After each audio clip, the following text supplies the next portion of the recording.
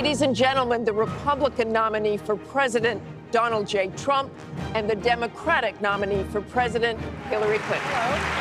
Hello. You described kissing women without consent, grabbing their genitals. That is sexual assault. That was locker room talk. I'm not proud of it. I am a person who has great respect for people. Bill Clinton was abusive to women. Hillary Clinton attacked those same women, attacked them viciously. 4 of them here tonight. When I hear something like that, I am reminded of what my friend Michelle Obama advised us all. When they go low, you go high. There has never been anything like this where emails and you get a subpoena, and after getting the subpoena, you delete 33,000 emails. It's a disgrace, and honestly, you ought to be ashamed of yourself. That was a mistake, and I take responsibility for using a personal email account. Obviously, if I were to do it over again, I would not. I'm not making any excuses. It was a mistake, and I am very sorry about that. It's just awfully good that someone with the temperament of Donald Trump is not in charge of the law in our country. Yeah, because you'd be in jail. Those were some highlights from the second presidential debate. Hi, everyone. I'm Elaine Quijano, live from the Spin Room at Washington University in St. Louis, Missouri. It was, as expected, a pitched battle. The second presidential debate featured forceful attacks from both Hillary Clinton and Donald Trump directed at each other. At the start of the debate, they didn't even shake hands. Here with me now are CBSN political contributor and Republican strategist Leslie Sanchez, and CBSN political contributor and Democratic strategist Linda Tran.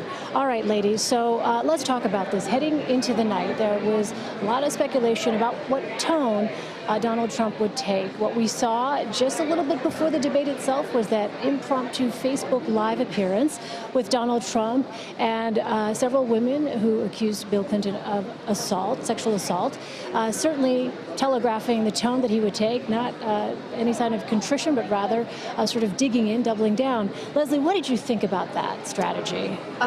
It was unorthodox, was the term we used earlier today. Highly unpredictable. You don't know how the voters are going to respond. It looks erratic. It does not look very well thought out. But it certainly is something to get under the skin of of Hillary Clinton. There's no doubt about that. And they doubled down. They knew this would be the first area addressed. And it took a significant amount of time at the beginning of the debate. There was this volleying back and forth. What he did do well, which what I think many Republicans breathe a small sigh of relief, is that he did make that prosecution, the case. If you're going to go down that road, it were some really awkward moments there for Hillary Clinton, and then the camera pan to Bill Clinton, and it was a reminder for people who lived through those years. It was a lot of prosecution, it was a lot of baggage, and it was like the Clintons all over again. Linda, what did you think? Well, we expected fireworks, and we certainly got them. The question is, did they actually move anyone? Because the problem with this entire conversation that we started the forum with, I don't want to actually call it a debate because I'm quibbling over whether they actually debated, the thing that we saw at the very start was really about the concern that women have.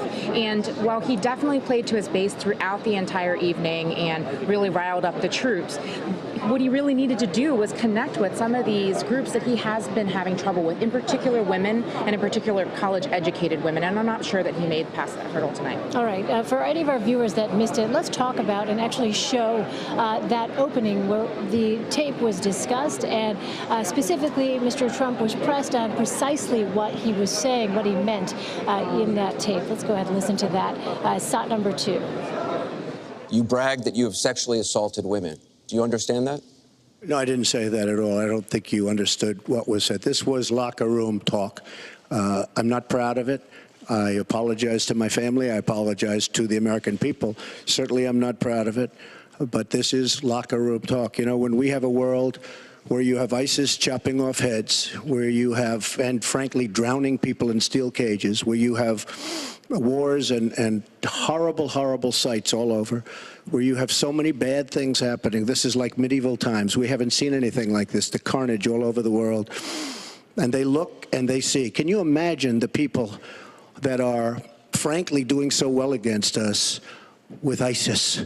And they look at our country and they see what's going on. Yes, I'm very embarrassed by it. I hate it, but it's locker room talk, and It's one of those things. I will knock the hell out of ISIS. Just for the record, though, are you saying that what you said on that bus 11 years ago, that you did not actually kiss women without consent or grope women without consent? I have great respect for women.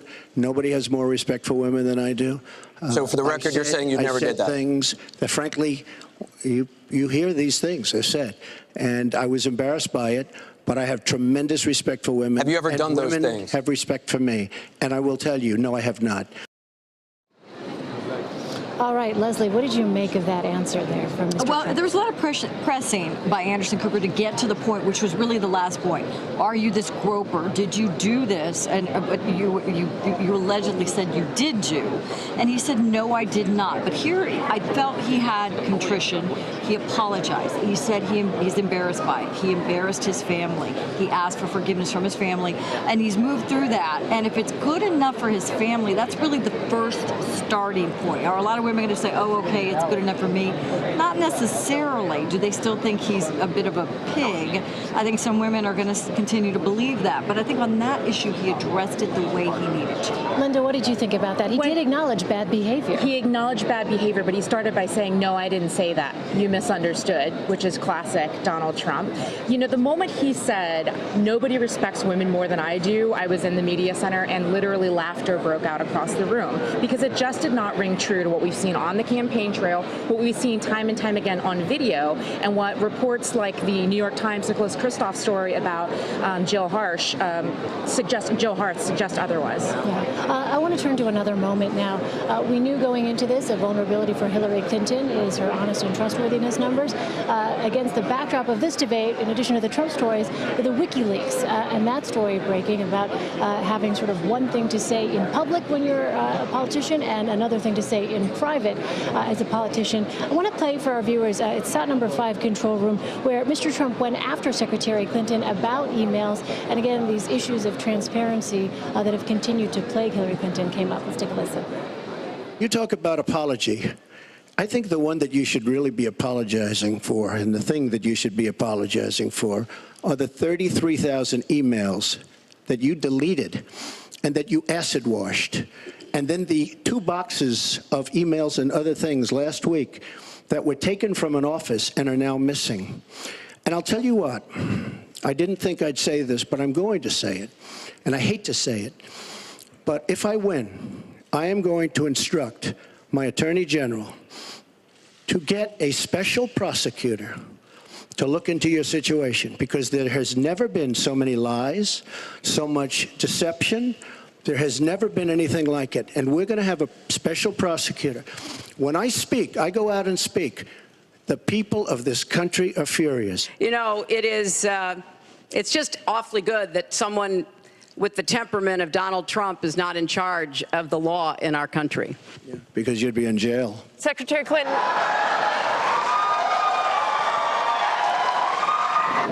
All right, Leslie, let me start with you again. That got a reaction in the audience there, in the hall, this audience that had been admonished to be quiet. But, you know, obviously this is a sensitive area for Secretary Clinton. What did you make of that line of attack? Well, I think to many believe that the Clintons have reacted as if there was a double standard, that the law did not apply to them. And that was the case that Donald Trump was making. And if anybody else had done that, who can do that and get a letter requesting, subpoenaing these particular emails, and then they are destroyed? Anybody else would be in a very difficult position, be court-martialed, go to jail, all these different things, and that there's a double standard happening for the Clintons. I also think kind of going back to our previous point, he also prosecuted that with your husband, don't forget he paid an $850,000 fine to one of his accusers, that he embarrassed the White House by being impeached. But it was just this litany of things of distrust of the Clintons. And here's yet another example. That is the one thread that was consistent throughout it, which made this particular debate effective. And Linda, in fact, that moment where Mr. Trump said Secretary Clinton would be in jail in his administration, as we're getting jostled here because we are right in the direct path of all the folks coming in and out of the spin room. But that was actually one of the top 3 most tweeted moments, Linda. A lot of people reacting to that moment. Well, listen, it was a good great soundbite. I mean, you got to hand it to him. He delivered it with some, authority and some energy. That said, I think most of this entire discussion was really about character of one side or another. So in this case, he's attacking her character, questioning whether or not, the way that she handled her emails was appropriate and what that says about her. At another point, she starts questioning his character when it comes to taxes and all these other sorts of things. The problem with the entire discussion all night long is I'm not sure we ever really got down and dirty into those kitchen table issues that I think most Americans all around this country really want to hear some answers about. We didn't necessarily get into kitchen table issues. We did get into some interesting foreign policy. And I want to actually go to a soundbite now. This is a question that was actually a follow-up question by one of the moderators, Martha Raddatz, in which she asked Donald Trump again about what it is that he would do about Syria and specifically the crisis in Aleppo. Let's play that for our viewers. It's SOT number 17. Want to remind you what your running mate said. He said provocations by Russia need to be met with American strength, and that if Russia continues to be involved in airstrikes along with the Syrian government forces of Assad, the United States of America should be prepared to use military force to strike the military targets of the Assad regime. Okay. He and I haven't spoken, and I disagree. I disagree. You disagree with your running mate? I think we have to knock out ISIS. Right now, Syria is fighting ISIS. We have people that want to fight both at the same time.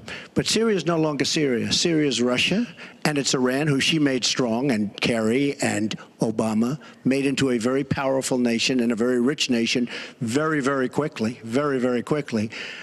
I believe we have to get ISIS. Leslie, an extraordinary moment there. Yeah, the top of the ticket disagreeing in this public way with his running mate on a foreign policy issue that has to do with committing American military assets. I definitely think he's going to need clarification on this. I think many of us last week felt confident, much more confident in Governor Pence's response here. But this is another consistent thing. There were many things that Governor Pence originally didn't agree with on Donald Trump, from the Muslim ban to his immigration and building the wall. And certainly this particular issue. Donald Trump is going to be the top of the ticket. It is going to be his position. And if anything, I think he did drop that kernel that the spread and the incubation of ISIS under the Obama-Clinton policies or lack thereof, in creating an environment where you did see the rise of ISIS, that was a very fair point. So it is definitely going to be fact-checked on this, but it will always, the bottom of the ticket is going to concede to the top. Linda, what did you think of that moment? I think it has been an extraordinarily uncomfortable week for Governor Pence. On so many levels, he's disagreeing with Donald Trump, either on policy or on behavior. And I think that what it really does is draw a very sharp contrast with what we saw just a few days ago. Mike Pence was very clear about where he stood on this. Again, he's not the top of the ticket, but the contrast is tremendous. It's crazy.